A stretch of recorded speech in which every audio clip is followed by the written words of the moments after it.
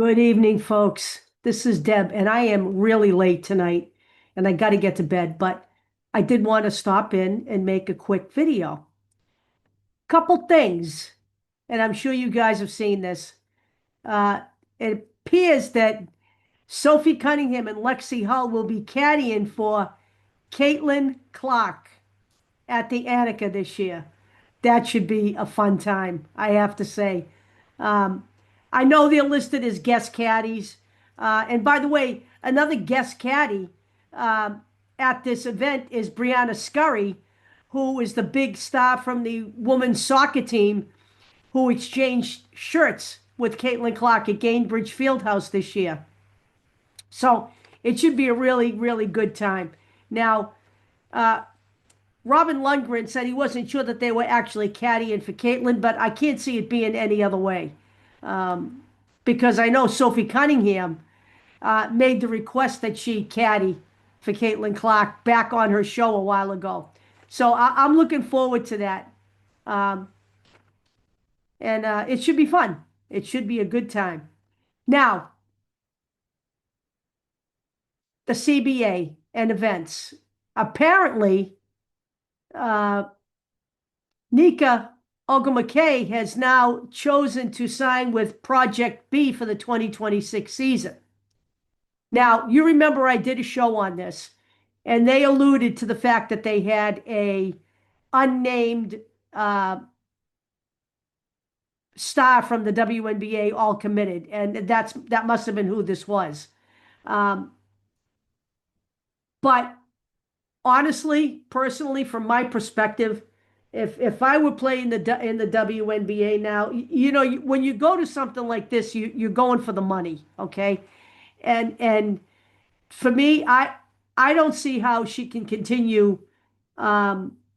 It's bad enough to have Stewie and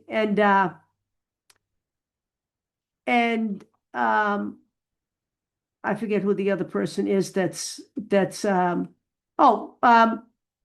Nafisa Collier, who founded Unrivaled, by the way. It's bad enough to have them negotiating, for the CBA, but now to have Nika Ogwumike, who is leaving for Project B, to be negotiating too is crazy. I don't see how they can stop this in the middle of this. Okay. I think, however, that maybe, announcing this signing now should negate Ogwumike from participating any further. I don't know. I don't know how it affects the CBA. I don't know that it does affect the CBA. One thing we don't want at this point is to have all of this throw a monkey wrench into the proceedings, because we are now on a 30-day extension. We want to get this done. So I don't know. We're just going to have to watch and see. I have said before in my other videos that I think they can't have this kind of interplay in future CBA negotiations. Now, up until this point, nobody from either side has objected to any of this. Okay, I've not heard anybody come out from the WNBA side and complain about the fact there's a potential conflict of interest with all of these people. I have not heard anybody come out from the NBA, who is obviously one of the biggest owners of the WNBA, the biggest investors in the WNBA. And I don't know. People ask me how this affects it. I really can't tell you. I hope it doesn't cause a delay. That's one thing I hope. I hope they don't choose to make an issue of this now, since they haven't made an issue of any of this in the past, and they just allow this to go on and get resolved, so that we can have basketball in 2026. That's what I hope happens. But we're going to have to see over the next few days what that means, okay? Now, couple other things, because I just want to bring this up. In my last video, Um, I wasn't even talking about anything but the respect that was paid for Caitlin Clark by coaches and players, etc., trying to once again accentuate the positive. And some people, sorry, I am actually great, feeling great right now. I just have a dry throat, but some people can't get off the Stephanie White bandwagon. They can't. So, comments like, I have to be crazy if I don't think Stephanie White forced Caitlin Clark back uh, uh, too soon from her injuries because they wanted to sell tickets. You know what? Let me just say this, okay? Caitlin Clark has already come out publicly and said she was forcing herself back because she felt she owed it to her fans and her teammates. In fact, her mother is the one who told her, you've been giving of yourself all this time. It's time for you to think of yourself and get healthy. Okay? This is really what the story is here. Stephanie White does not make decisions in a vacuum. Okay? Caitlin Clark had a lot of input into when she should come back and that she wanted to play and that she wanted to be on the court. She took those risks. Okay? She's an adult. Okay? And she learned from those mistakes that she made. She has said it herself. It was a learning experience for her. Just as sitting on the sidelines was a learning experience from her. She got to see the game from a perspective that she hasn't seen before. Almost like a coach observing the game. Okay? So she gained a lot of knowledge and experience not being on the floor. Knowledge and experience of a different kind. Okay?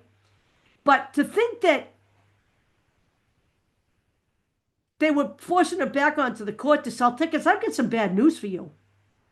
The Indiana Fever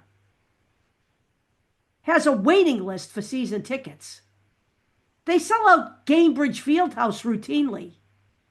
Okay? And it certainly didn't seem to put all that much of a damper on other venues around the league, since people were lined up waiting to sign autographs, get her autograph while she was in street clothes.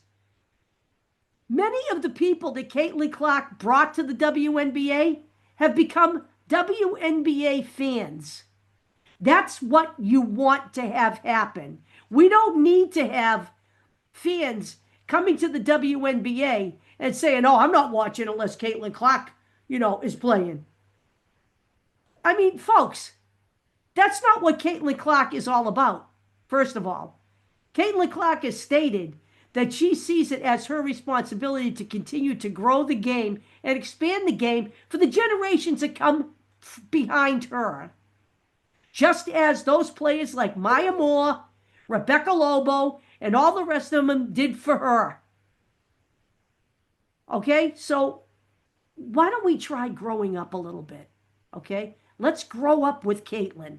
It's time to grow up with Caitlin and act like an adult.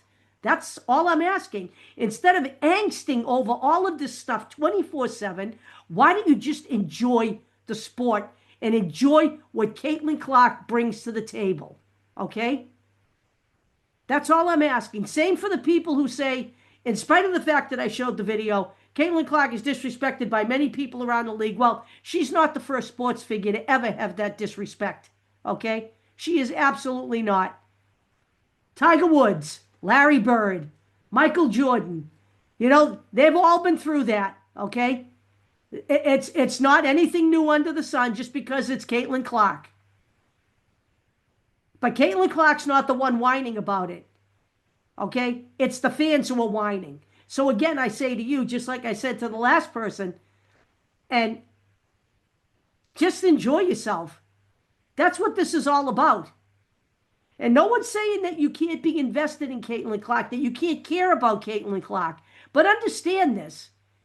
Caitlyn Clark needs you to be a fan. She doesn't need you to be a protector. She's got this down.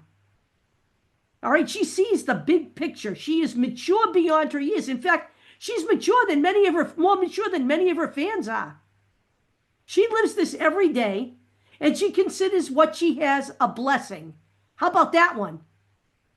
So, honestly, I consider the fact that I've been able to see her in college, I've been able to see her in the pros, and that, you know what? Knowing that she's going to come back in 2026, I'm excited about that. I'm not sitting here wallowing over this year.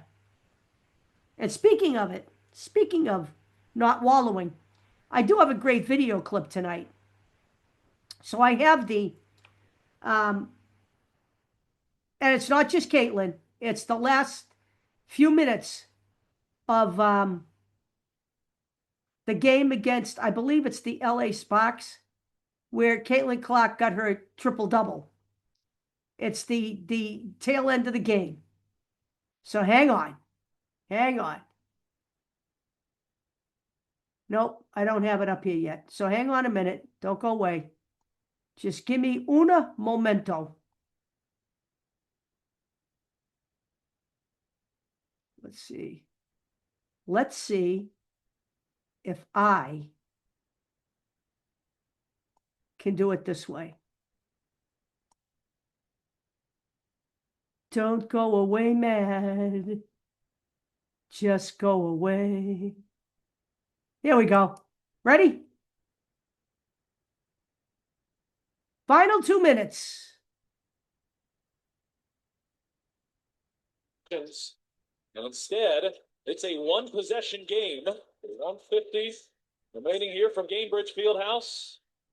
Fever are 13-6 this season in the clutch. They have been good in these moments. Mitchell will take it herself. On the drive, Stevens got a piece from behind. A lot of these baseline out of bounds, their tendency for the Fever is Kelsey Mitchell, so keep your eye on Mitchell. Inbound Mitchell. Mitchell whips it back. Here's a Boston three. Not too strong.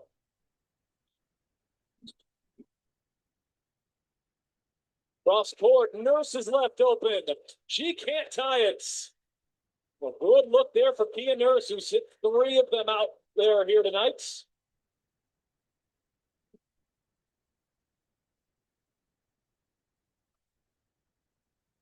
With new sellout crowd on their feet. Mitchell, shot clock down to 5, doesn't like it. Boston, Mitchell. Hole gets inside, and another impact play late here from Lexi Hole, who's fouled. Lex just in her story. Lexi Hall. She has been outstanding. Like I said earlier, she doesn't need the ball. She doesn't need a play run for her, but she will make a winning play. Great hustle to come up with that loose rebound. How often here out of the Olympic break have we called her name late in games? It's a rebound. It's a defensive stop. It's a steal. It's a three-point shot. I mean, she's been 17 for 25 from the three-point line since the break. That's 68% from three. Almost 11 points a game, shooting her best field goal percentage from the floor and from the three-point line in her young career. An offensive rebound, 2 huge free throws as Lexi Hull continues to shine here in year number 3. Aaliyah Boston has been one of the biggest stories for Indiana here on the night. 22 points, 14 rebounds, and 4 assists for the Fever Center. I mean, so reliable and durable around the rim, right? Quick with her footwork, reads the D, demands a double, but scores in isolation coverage. She and Caitlyn Clark, the most connection of anybody on the team in terms of assists to points. Clark just continues to lead the WNBA in assists. Really remarkable watching the two of them grow together through the course of the season. Remember, you can't say it enough, this team is 1-8 to start the year. Really tough, challenging schedule, 11 games in the first 20 days of the season. They hang on here. That is 17-8 after going 1-8. This would be the third best record in the WNBA since June. The Fever could hold on here. They would match Minnesota for the best record out of the Olympic break at 7-1. Yeah, both teams are 8-2 in the last 10. We're the only two teams, Minnesota and Indiana. Still some work to do here. 55 seconds and a 5-point lead for the Fever.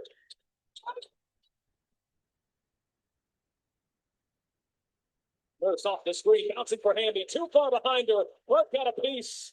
She'll be credited with the steal. Got to play D right here.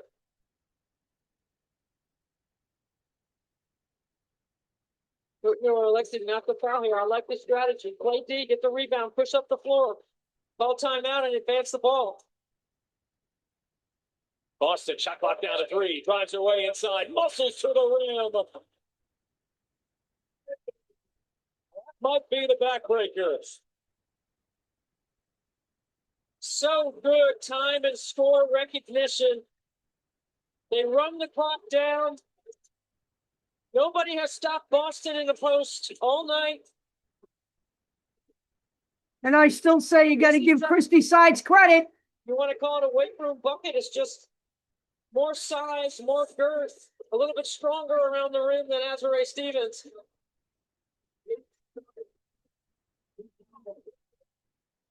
That's a muscle bucket right there. Weight room bucket by Aaliyah Boston.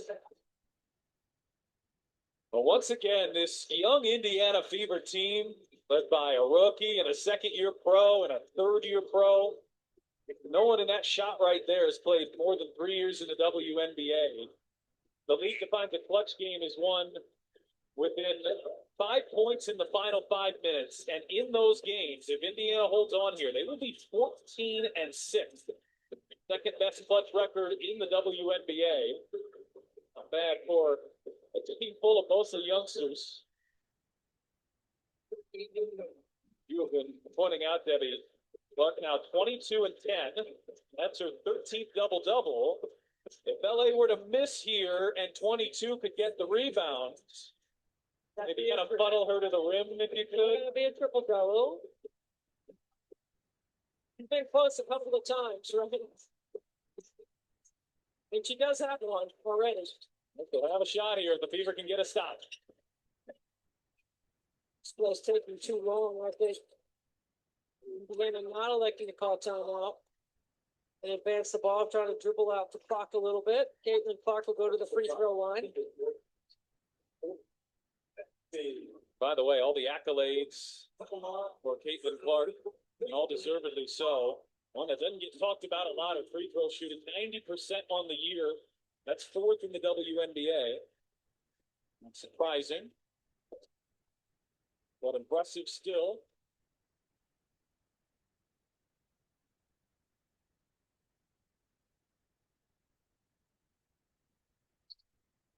And it's back to a 3-possession game. So LA will use their reset timeout here. Again, this is just an advancement of the ball, no huddle. Clark's still a rebound shy of the triple-double. Run the same play. It's up. It won't go. Clark pulls it down, and this building knows what that means. There you go, folks. Just going, what happened? Oh, it's a triple-double for Caitlyn. What a reaction by Kelsey.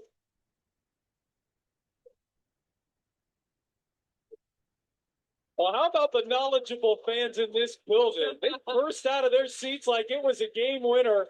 And Caitlyn Clark has a triple-double. It's the second ever for a rookie, and they both belong to her.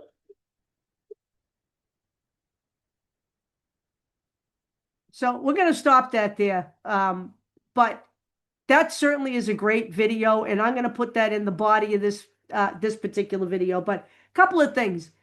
You know, again, let me go back to Christy Sides for a minute, okay? Think about Caitlyn Clark, okay, coming out of college, and them having mostly young people anyway on their team. And they struggled at the beginning of the first half of the season. They went 1-8 to open, right? But after the break, you know, the Indiana Fever were awesome, okay? And yeah, they only made it to the first round, but that doesn't matter because the first time they made the playoffs in 9 years, okay? And that was largely on the back of Caitlin Clark, Aaliyah Boston, and Lexi Hull, okay? And of course, Kelsey Mitchell, because Kelsey's always there, all right? She's all reliable, okay? But somewhere in there was Christy Sides too, okay? Because we gave Stephanie White all kinds of credit for getting her team into the semifinals, and rightfully so this year. But some of that credit in Caitlin Clark's first year needs to go to Christy Sides too, which is why I was actually ambivalent about her not being there. I did not dislike Christy Sides, quite frankly. It didn't bother me. All right, I simply enjoyed having Caitlin Clark in the league finally. So that's all I want to say tonight, gang. Just enjoy what Caitlin Clark brings to the table. Let her worry about herself, okay? She's got this. She really does. Okay, so we don't need to focus on this all day and all night long. There are other things we need to focus on. She's not focused on it. So as interested, and I get it, we're all invested in Caitlin Clark. And we don't like it when she gets poked in the eye. I get pissed off too. No question about it. But we don't need to wallow in it, is all I'm saying. Okay? We just don't.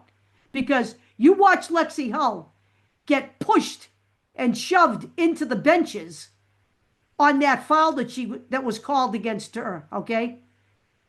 I didn't see her whining and sniveling over it, or talking about it for days. Okay, it is the sport. And by the way, Sophie Cunningham has recently said that the WNBA is more physical than the NBA, and there's a reason for that. It's because the whistle is not blown consistently, and I've been saying this all along. Okay, all along, that the WNBA is more physical than the NBA, because in the NBA they've gotten to the point where their referees their officials are employees of the NBA. They're not freelancers. They are paid a decent wage. They are trained and retrained, and there is dogged oversight. Okay? When the infraction happens, the whistle gets blown, the punishment is immediate. That's why they don't have that in the WNBA yet. And certainly, honestly, it is one of the things that has to happen, and the NBA could just make that happen. Okay? They could make that happen. So that's where I'm going to close it for tonight. I will see you guys all tomorrow. And, by the way, I'm going to see if I can find something out there about what kind of an effect the Ogwumike signing by Project B has on the CBA, if any. We'll see what I can dig up. Have a good one.